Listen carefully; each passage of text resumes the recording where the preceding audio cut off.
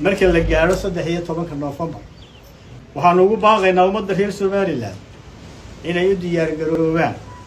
badbaadinta wixii aynu 30 sano ku soo tabcaynay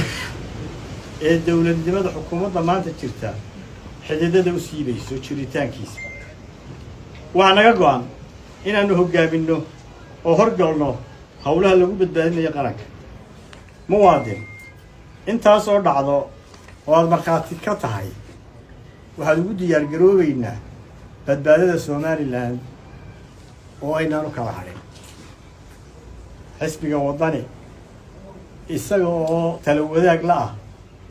xisbiga u cid waxay soo saareen oo ay go'aamiyeen kow waxaan ugu baaqaynaa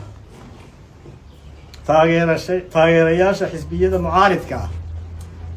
inay si ballaaran oo qorshaysan ugu diyaar garoobaan in dib loo bilaabi doono bannaanbaxyadii nabadeed ama mudaharaadadii silmiga ahaa ee aynu hore u hakinay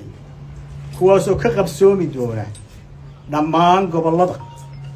iyo degmooyinka jamhuuriyadda Somaliland